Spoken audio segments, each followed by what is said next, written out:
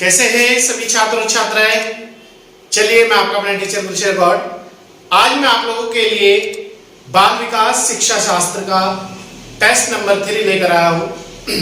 और आप लोगों को हमने प्रॉमिस किया था कि हम लोग आपको कंटिन्यूटी के साथ सीटेट की तैयारी कराएंगे और सीटेट के कंटिन्यूटी के साथ ही टेस्ट उपलब्ध कराएंगे। तो आप भी आइए हमारे साथ कंटिन्यूटी के साथ जुड़िएगा और बाकी अदर जो सब्जेक्ट है वो आपके प्लेलिस्ट में है। जैसे आपका एसएसटी का पोर्शन है वो प्लेलिस्ट में है, आप वहां से तैयार करें जाके। टेस्ट भी वहां पड़े हुए हैं, हिंदी चल रही है, हिंदी के टेस्ट भी प्लेलिस्ट में पड़े हुए हैं और हिंदी की क्लास भी प्लेलिस्ट में पड़ी हुई है। और बाकी जो अदर चीजें हैं वो भी हम जल्दी ही आपके लिए तैयार स्टार्ट करने वाले हैं और बिल्कुल फ्री है।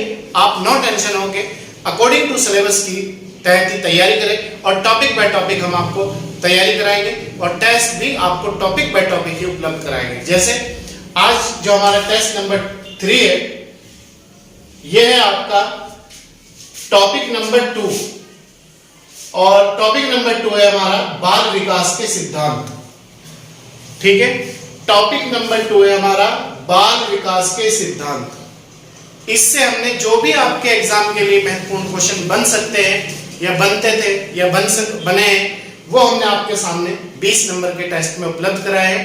वैसे 30 नंबर का आता है साइकोलॉजी, लेकिन हम आपको टॉपिक बाय टॉपिक 20 नंबर जो भी इंपॉर्टेंट है आप लोगों के लिए वो उपलब्ध कराएंगे। ठीक है, तो आइए देखते हैं पहला जो हमारा क्वेश्चन है।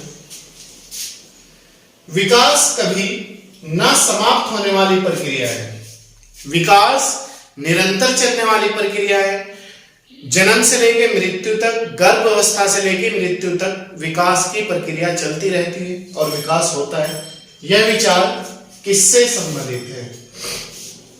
ए अंतः संबंध का सिद्धांत, बी निरंतरता का सिद्धांत, सी एकीकरण का सिद्धांत। बताइए ये सिद्धांत किससे संबंधित है? यह सिद्धांत आपका निरंतरता का सिद्धांत, मतलब विकास कभी समाप्त ना होने वाली प्रक्रिया है। कंटिन्यूटी के साथ विकास होता है और कंटिन्यू ही विकास चलता रहता है, जन्म से लेके गर्भ अवस्था से लेके मृत्यु तक। क्लियर है? क्वेश्चन नंबर 2, मानव विकास कुछ विशेष सिद्धांतों पर आधारित है। मानव विकास कुछ विशेष सिद्धांतों पर आधारित है। निम्न में से कौन सा मानव विकास का सिद्धांत नहीं है? देखिए कौन सा नहीं है। अनुक्रमिकता का सिद्धांत, सामान्य से विशिष्ट की ओर, प्रतिवर्ती का सिद्धांत, निरंतरता का सिद्धांत। प्रतिवर्ती होती है रिपीटेशन। अनुक्रमिकता का सिद्धांत, सामान्य से विशिष्ट की ओर और निरंतरता का सिद्धांत। इसमें जो नहीं है वो है प्रतिवर्ती का सिद्धांत। ठीक है, अनुक्रमिकता मतलब क्रम के अनुसार, सामान्य मतलब एक बालक सामान्य होता है फिर विशेषता की ओर बढ़ता है, निरंतर मतलब लगातार एक के बाद एक। क्वेश्चन नंबर 3, निचली कक्षाओं में खेल शिक्षण की पद्धति आधारित है। निचली जो हमारी कक्षाएं होती है 1 to 5 और तो उनमें जो शिक्षण की खेल पद्धति है वो किस पे आधारित है? ए शारीरिक शिक्षा कार्यक्रमों पर, बी विकास एवं वृद्धि के मनोविज्ञान सिद्धांतों पर, सी ए व बी दोनों पर। मतलब शिक्षा शारीरिक कार्यक्रमों पर भी और दूसरा है विकास एवं वृद्धि के मनोविज्ञान सिद्धांतों पर भी। इसमें जो हमारा आंसर है वो है बी विकास एवं वृद्धि के मनोविज्ञान सिद्धांतों पर। ठीक है, तो बी आंसर हो जाएगा हमारा। क्वेश्चन नंबर 4, एक शिक्षक को अपने विद्यार्थियों की अक्षमताओं को समझने का प्रयास करना चाहिए। मतलब जो उनके अंदर टैलेंट है, एक टीचर को ये चाहिए कि वो उन्हें समझे और उसे खोजे उनके अंदर। इसका संबंध किस क्षेत्र से है? ए शिक्षा समाजशास्त्र, बी सामाजिक दर्शन, सी मीडिया मनोविज्ञान, डी शिक्षा मनोविज्ञान। बताइए इसका संबंध किससे है?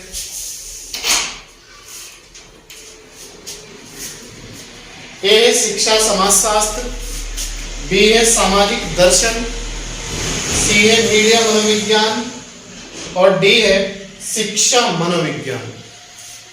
तो इसका जो संबंध है वो शिक्षा मनोविज्ञान से है, क्योंकि एक अध्यापक को बच्चे के मन की बात जानना आवश्यक है कि उसके मन में किस समय क्या भावना बहती है, क्या संचलन होता है। तो एक अध्यापक को इसकी जानकारी होना अति आवश्यक है। इसीलिए आप लोगों के सिलेबस में एक टीचर बनने से पहले आपको टेट क्वालिफाई करना पड़ता है और उसमें बाल विकास या शिक्षा मनोविज्ञान या बाल मनोविज्ञान का टॉपिक लगाया गया है, यही कारण है। ठीक है, इसके बाद क्वेश्चन नंबर 5 है हमारा, शिक्षा बाल मनोविज्ञान द्वारा बालकों की क्या, शिक्षा बाल मनोविज्ञान दूसरा बालकों की, शिक्षा बाल मनोविज्ञान द्वारा बालकों की मतलब क्या, किस चीज की पहचान करनी है, बुद्धि व रुचियों की, बी प्रकृति को जानकर शिक्षा देता है। ए ऑप्शन देखिए, बुद्धि व रुचियों की जानकारी लेकर शिक्षा देता है, मतलब बच्चे का इंटरेस्ट किस चीज में है और इसका आईक्यू लेवल क्या है। ठीक है, इस चीज को जानकर बाल मनोविज्ञान बच्चे को शिक्षा प्रदान करता है, ये कह रहा है। दूसरा है प्रकृति को जानकर शिक्षा देता है, मतलब आसपास के एनवायरनमेंट को जानकर। डी है ए व बी दोनों को। ठीक है, तो इसमें हमारा जो आंसर है वो है, बताइए कौन सा है। इसमें हमारा दोनों आंसर है, ए बी और बी भी दोनों, तो सी आंसर हो जाएगा, क्योंकि आसपास के एनवायरनमेंट से भी जोड़कर हमें बच्चे को पढ़ाना है और बुद्धि और उसकी जो रुचियां हैं उन्हें भी देखकर हमें उसे शिक्षा प्रदान करनी है। क्वेश्चन नंबर 6, शिक्षा मनोविज्ञान एक विज्ञान है, क्या, किस चीज का विज्ञान है बताइए, मानव व्यवहार का, बी मानव सिद्धांतों का, सी शैक्षणिक सिद्धांतों का। बताइए शिक्षा मनोविज्ञान किस चीज का विज्ञान है। यह है आपका मानव व्यवहार का विज्ञान, मानव के व्यवहार की जानकारी प्रदान करता है, किस समय बच्चा किस चीज को चाहता है, किस समय बच्चा कौन सी समस्या उत्पन्न करता है, कौन सी अच्छाई उत्पन्न करता है, किस समय वो पढ़ने में इंटरेस्ट लेता है, किस समय वो पढ़ने में इंटरेस्ट नहीं लेता। क्वेश्चन नंबर 7, बाल विकास का कौन सा सिद्धांत यह बताता है कि शारीरिक विकास की दृष्टि से पिछड़े बालक संवेगात्मक, इमोशनल, सामाजिक एवं बौद्धिक विकास में भी पीछे रह जाते हैं। मतलब बाल विकास का जो सिद्धांत है वो कौन सा ये बताता है कि शारीरिक विकास की दृष्टि से अगर बच्चा शारीरिक विकास उसका नहीं हो रहा है, उसकी ग्रोथ अच्छी नहीं है और वो बच्चा बीमारियों से ग्रसित है, तो वे संवेगात्मक में भी, सामाजिक में भी और विकास की दृष्टि में भी, माइंडली भी वो पीछे रह जाता है। तो कौन सा सिद्धांत इस चीज की इंफॉर्मेशन देता है। देखिए, एकीकरण का सिद्धांत, परस्पर संबंध का सिद्धांत, विकास की दिशा का सिद्धांत। बताइए, ये देता है आपका परस्पर संबंध का सिद्धांत, इस चीज की जानकारी देता है। क्वेश्चन नंबर 8, कौन सा बालक के विकास को प्रभावित करने वाला आंतरिक कारक है। मतलब जो बच्चे के विकास को प्रभावित करता है वो कौन सा है जो इंटरनली पर वो है उसका, बुद्धि, शारीरिक विकास, आनुवांशिक गुण, सभी। बताइए कौन सा प्रभावित करता है। देखो, बुद्धि भी प्रभावित करती है, आंतरिक कारक है बुद्धि भी इंटरनली, शारीरिक विकास अगर ग्रोथ अच्छी नहीं हो वो भी इंटरनली कारक में है, आनुवांशिक गुण अगर माता पिता से अच्छे आनुवांशिक गुण है और बच्चा उन्हें अडॉप्ट कर लेता है तो वो भी। तो ये है डी, सभी है आंतरिक कारक। क्वेश्चन नंबर 9, मनोविज्ञान शिक्षा के क्षेत्र में सहायता देता है कि, मतलब बाल मनोविज्ञान या शिक्षा शास्त्र या मनोविज्ञान शिक्षा के क्षेत्र में सहायता देता है कि, किस चीज की, शिक्षा के उद्देश्यों की पूर्ति कहां तक संभव है। ए ऑप्शन कह रहा कि बाल मनोविज्ञान इस चीज की जानकारी देता है, सहायता देता है कि जो शिक्षा है उसके उद्देश्यों की जो पूर्ति है वो कहां तक हो सकती है और कहां तक नहीं हो सकती। दूसरा है शिक्षा के आदर्शों का निर्माण कैसे करें, मतलब शिक्षा में जो अच्छाइयां हैं उन्हें कैसे अडॉप्ट करें। सी है शिक्षा के उद्देश्यों का निर्धारण कैसे करें। तो बताइए इसका आंसर क्या हो जाएगा। तो इसका जो हमारा आंसर है वो है शिक्षा के उद्देश्यों की पूर्ति कहां तक संभव है। ठीक है। क्वेश्चन नंबर 10, कौन सा बालक के विकास को प्रभावित करने वाला बाह्य कारक है। देखो यहां मैंने क्वेश्चन दिया आपको आंतरिक इंटरनली कारक, और क्वेश्चन नंबर 10 में मैंने पूछा हुआ आपसे बाह्य कारक है जो आपको एक्सटर्नली चीजें बाहर से मिलती है। आर्थिक स्थिति, सामाजिक स्थिति, जीवन की घटनाएं सभी। बताइए कौन सा बाह्य कारक है और उसके विकास को प्रभावित करता है। देखो आर्थिक स्थिति, अगर गरीब परिवार से बच्चा है, कोई भी हो चाहे, तो वो क्या होगा, वो पढ़ नहीं पाएगा, अच्छा उसका खाना पीना नहीं होगा, वो अपनी इच्छाओं को पूर्ति नहीं कर सकता, तो क्या हो जाएगा, आर्थिक स्थिति में चला जाएगा। सामाजिक स्थिति, अगर सामाजिक स्थिति से डाउन है तो बच्चा समाज से कुछ भी नहीं सीख पाता। जीवन की घटनाएं, अगर जीवन में कोई समस्याएं आती है लाइफ में, तो जीवन की जो घटनाएं हैं वो भी बाह्य कारक में जाती है। तो हमारा आंसर हो जाएगा सभी, ये तीनों इसमें ही आंसर है। तो डी आंसर है हमारा। ठीक है। इसके बाद क्वेश्चन नंबर नेक्स्ट है हमारा 11 क्वेश्चन कहता है निम्न में किसका विकास अधिक होगा, मतलब किस चीज, कौन सी का डेवलपमेंट ज्यादा होगा, कौन से की प्रोग्रेस ज्यादा होगी, किसका विकास ज्यादा होगा। देखते हैं। शारीरिक रूप से विकलांग बालक का, दूसरा है सामाजिक व आर्थिक रूप से संपन्न बालक का, तीसरा ऑप्शन है ए व बी दोनों का, मतलब शारीरिक रूप से विकलांग का भी और इसका भी, डी है केवल दूसरा। तो बताइए इसका जो आंसर होगा वो होगा डी, केवल दूसरा। देखो शारीरिक रूप से विकलांग जो बालक है वो तो कमजोर ऑलरेडी है ही, वो तो कुछ कर ही नहीं सकता ज्यादा बेहतर, वो तो एक अपनी वीकनेस को लिए अपने माइंड में समा हुआ है। जबकि सामाजिक और आर्थिक रूप से जो संपन्न परिवार के बच्चे होते हैं वो ज्यादा प्रोग्रेस कर सकते हैं, क्योंकि उन्हें वो चीजें विरासत में मिली होती है। कौन सा सिद्धांत यह बताता है कि लगभग बालकों के गत्यात्मक और भाषाई विकास में, याद रखना, गत्यात्मक और भाषाई विकास में एक निश्चित प्रतिमान और क्रम दिखाई पड़ता है। कौन सा सिद्धांत यह बताता है कि बालकों के गत्यात्मक और भाषाई विकास में एक निश्चित क्रम दिखाई पड़ता है। निरंतरता का सिद्धांत, विकास क्रम की एक रूपता का सिद्धांत, सी एकीकरण का सिद्धांत। तो बताइए कौन सा सिद्धांत यह बताता है क्रम दिखाई पड़ता है। याद रखना, क्रम, सीक्वेंस, यह बताता है आपका विकास क्रम की एक रूपता का सिद्धांत। बी आंसर हो जाएगा हमारा। ठीक है। क्वेश्चन नंबर 13, बाल विकास के विभिन्न आयामों की जानकारी शिक्षकों के लिए आवश्यक है। मतलब बाल विकास के जो महत्वपूर्ण बिंदु हैं, जो उसके आयाम है, जो उसके पॉइंट है, उन सबकी जानकारी एक अध्यापक को होनी क्यों आवश्यक है। बालकों की समस्या का समाधान करने में, मतलब बालक को अगर कोई समस्या आई उसका समाधान करा इसलिए। दूसरा, बच्चों के लिए उपयुक्त शिक्षण विधि। तीसरा है अच्छे शैक्षिक निर्माण के लिए, अच्छे शैक्षिक निर्माण के लिए। तो बताइए इसका आंसर क्या हो जाएगा, जल्दी जल्दी बताइए सब बच्चे, बताइए।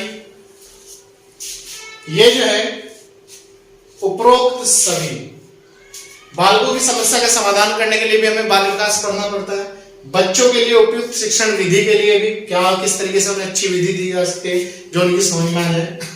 अच्छे शैक्षिक निर्माण के लिए भी, ताकि उन्हें शिक्षा कम समय में ज्यादा प्राप्त हो सके।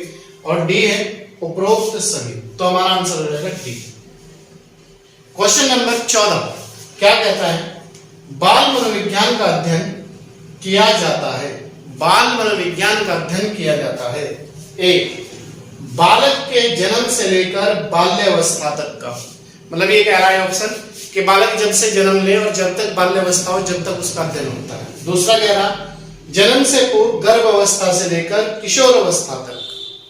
तीसरा कह रहा ए और बी दोनों, मतलब जन्म से लेकर बाल्यावस्था तक और जन्म से पूर्व गर्भ अवस्था से लेकर किशोर अवस्था तक। इसमें हमारा जो आंसर है वो है बी।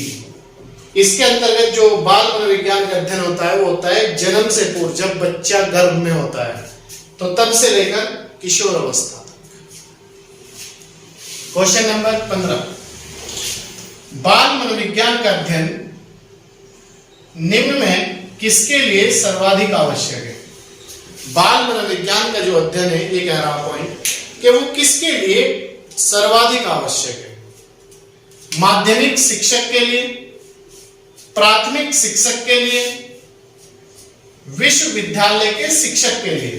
बताइए किस अध्यापक के लिए आवश्यक है? इसके अकॉर्डिंग, हमारे अकॉर्डिंग नहीं।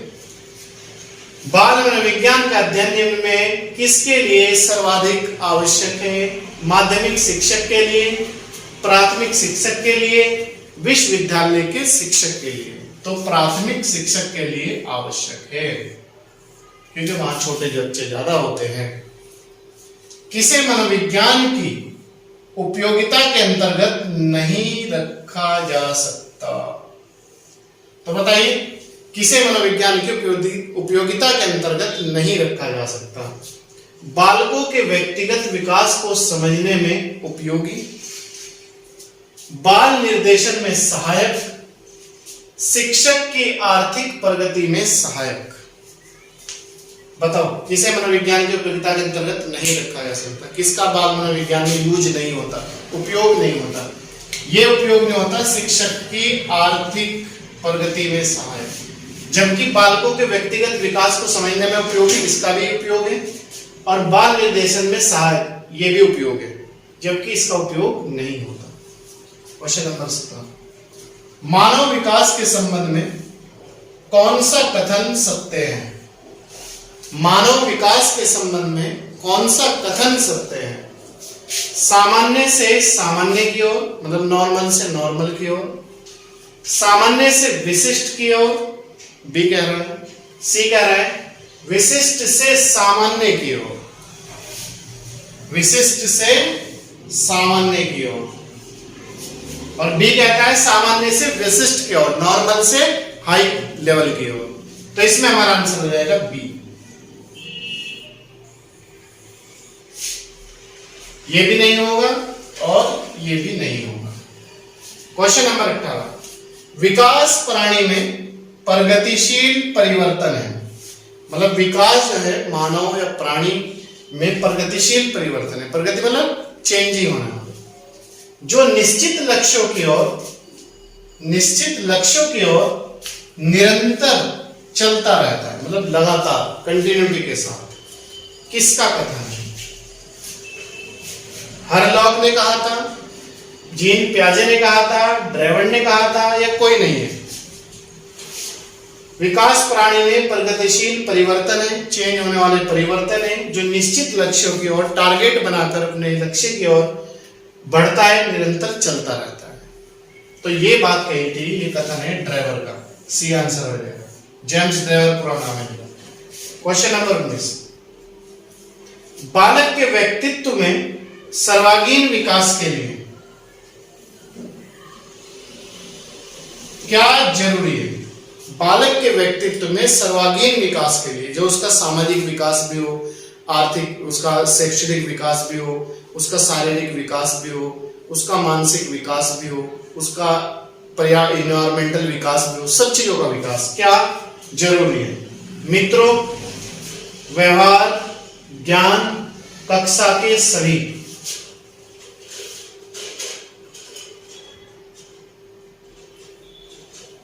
कक्षा के साथी। इसमें जो जरूरी है व्यक्तित्व में सर्वांगीण विकास के लिए व्यवहार, बालक का व्यवहार कैसा है? क्वेश्चन नंबर 20 और लास्ट क्वेश्चन है आज के टेस्ट का। अनुवांशिकता मतलब जीन को सामाजिक संरचना माना जाता है, मतलब अनुवांशिकता को सामाजिक संरचना माना जाता है। कैसी? स्थिर है, मतलब हमेशा के लिए जो कि तो है, गौण है, प्राथमिक है, गत्यात्मक है। बताइए, अनुवांशिकता को सामाजिक संरचना माना जाता है, कैसी? यह है आपका स्थिर, हमेशा, परमानेंट। ये आंसर है हमारा, ठीक है। तो ये थी आज की हमारी 20 नंबर की साइकोलॉजी क्लास, बाल विकास या बाल मनोविज्ञान।